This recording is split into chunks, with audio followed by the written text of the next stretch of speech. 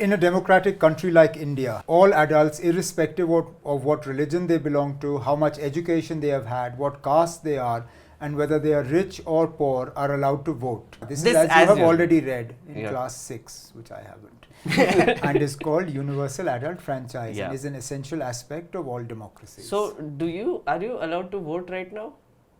Well, no, because they're not having elections here. Yeah, so we haven't had an election for an assembly in J&K since 2014. 2014, that's what. So we are now 22, so 8 years. But you can vote in the general elections, right? Yeah. Yeah, you can vote in but the then, general. I mean, the general election is to elect a parliamentarian. Sure. There's a reason why you have multiple levels of government. Right. How did you feel after you read that? I want my vote. Yeah. I mean, I want to be able to choose. Yeah. Absolutely. And this is not just me. People generally here. Yeah. They want a government that is answerable to them. They want representatives who come out and meet them. Central rule, governor's rule is a really poor alternative to elected government. Yeah. What has your experience been about that till now? Like, as in, like, how has the governors been performing, and how are you, not just personally, but as a politician, how is it affecting? Well, there's been very little evidence of it on the ground. Right. And particularly if you sort of correlate it to the tall promises that were made immediately after 5th August 2019 about how development would sort of touch every household, joblessness would disappear, right. There would be a massive economic upswing, etc., etc. None of that is visible on the ground. There are no new projects, no new development, no new jobs. The only thing they have to take advantage of is a sort of jump in tourism, because post-COVID everybody wants to get out. Yeah. So, I mean, that's not a unique story to Jammu and Kashmir. Yeah. I was visiting my school up in Himachal in Sinnar, and small hotels in a corner somewhere are charging 35,000-40,000 rupees a night. Because of the demand? Because there's demand. People just want to get away. So, I mean, that's hardly unique to Jammu and Kashmir and hardly a credit to this government. But that's all they can talk about. Right. Tourists are big deal, yeah, okay, fine, they're coming, great. But what about move beyond that? Nothing. And what about the people who live in the state, like beyond people? I wish they lived in a state. We don't live in a state. You don't live We live in a union territory. Right. Which is again sort of something that is very difficult to come to terms with. Why was Jammu and Kashmir downgraded? What had we done? I can understand the BJP had made an issue out of Article 370. They fought elections on it. They were in a position to do something about it. They did it. But I don't recall any political party saying that we will dismember J&K and reduce it from a state to a union territory. Right. But they did that it. actually didn't fit in. I was also wondering why that happened, right? And I mean, I didn't find Well, any I have a answer. theory, Yeah. which is that I think the centre realize that they need something to bargain and negotiate with. At some point in time, they're going to have assembly elections. There's going to be a government. Right. That government is going to make demands. Right. Now, if you had not dismembered us and reduced us to a union territory, then the only thing we would have had to ask for is 370 and 35A. See, now at least, even though parties like mine continue to press for elections, sort of, not just elections, but the Supreme Court to begin hearings on this matter and to pronounce judgment over what was done. There are a number of parties who move beyond that and say that, look, our be-all and end-all is only about statehood, which then sort of it starts to make sense that what the centre did, because yes, you've given them an issue on which they can talk and something that you can give them, because you're definitely not going to talk to them about 370 and 35A. Again, of course, there is this whole push towards how 370 was removed because it made it a real part of India. Then Jammu and Kashmir became a real part of India. That was the whole rhetoric that was around it. But then, a reasonable rhetoric not a rhetoric, but reasonable logic behind the removal of 370 was also that it was already very diluted. It was basically symbolic, is what was said, that 370 was symbolic and therefore the removal won't really affect anything. Yeah, but then again, symbolism. Why? I mean, if it was if all it was symbolic, and it was something that, I mean, the people of Jammu and Kashmir were happy with this little bit of symbolism, then leave it where it is. That's very true. How is it bothering you? That's very true. Yeah, I mean... So, you can't have both. You can't say that... Removing it will further integrate J&K into the rest of the country. Removing it will sort of remove separatism. Terror will be done away with. Development will flow. All these things will happen because 370 was taken away. And then in the same breath turn around and say, well, actually, there was nothing in 370 anyway, so why you bother? That's true. You can't use both arguments. Yeah, that's true. No, like coming back to the book, I was just wondering, right? So today in CBSE schools, this is being taught, right? Do you think there might be an effort to actually tell people that Jammu and Kashmir, well, doesn't have an assembly and can't vote anymore? Well, I hope some kids will sort of... In Jammu and Kashmir, will they tell them? I hope so. I doubt it. There isn't that much scope for sort of out of syllabus talk in classes and guys. Oh really? Yeah. If you are watching this and if you are in 7th grade or if your kids are in 7th grade, this is actually an interesting exercise to find out, right? You know, whether when they read particularly this paragraph, which is, you can see it here, it will show up as an image also. Yeah. It says you have an equal right to vote, which means that I here have an equal right to an elected assembly as any other state or union territory with an assembly in India does have. Yeah. And yet for 8 years I have been deprived of that right. Yeah. So if you have any of experiences of teachers it's telling one you, thing to teach it and quite another to implement it. That's what, yeah. So leave it in the comments below is what I was coming to. It's urgent that this be updated because otherwise, I mean, you are just hiding the truth from people, right? You're brainwashing kids into not even understanding the reality that they are living. Sure, it should be actually mentioned, but I mean, at least a citation, at least like an asterisk, at least. I think that's expecting too much.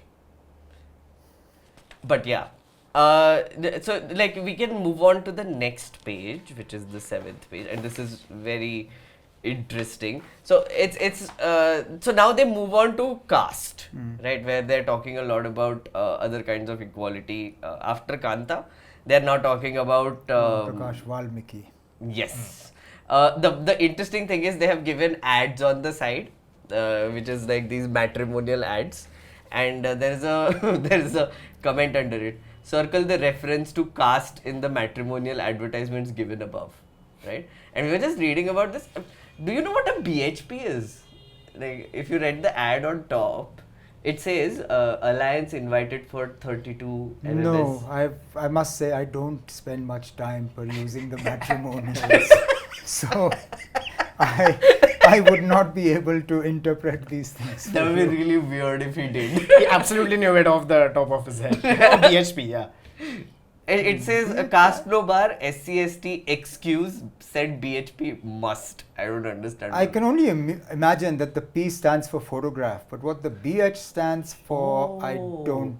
I think it's biodata horoscope photograph. There you go. Wow. Which is why it's all caps. Yeah. Yeah, so you have to send your biodata, your horoscope. Well, I got 1 out of 3. Grace marks again. Yeah, I just about scraped through. Oh, biodata horoscope. Oh, See, fun. somebody who spends time with the matrimonials. Yes, agreed. And the ones below that both have a Gupta boy, which is Gupta is caste, and then there is Once an Iyengar. Ayang? The next one, the next one has Tamil actually, Brahmin, it has Iyengar. Tamil Brahmin written in bold there. So, also very, very many What's a caste Swati references. star? Yeah, there is a Swati. I was also wondering. You think that's also an acronym? No, it can't be. it's not. It must be the star that the person is born under or wants the That's true. prospective match to be born under. Like the horoscope stars, what is it called? Mangal, Grey and whatever Right. you are born under. Maybe that's true. There's this one line I would like to read out. One of the more common forms of inequality in India is the caste system. If you live in rural India, your caste identity is something that you probably learned or experienced very young.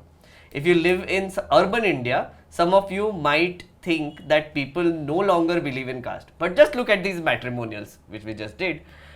I was wondering, Omar, if, now 12-year-old is reading this, right? And is it realistic for a 12-year-old to actually have a conversation on caste with either teacher or parents?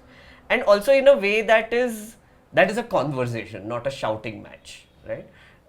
Is there a realistic way in which we can approach this? I think that's a tricky one. Yeah. I think it's a conversation that needs to be had, but I think it's a conversation that will be probably more easily understood by a kid who's on the receiving end of caste discrimination, as opposed to one who hasn't seen it, whether rural or urban. It's like this is privileged, basically upper caste privilege.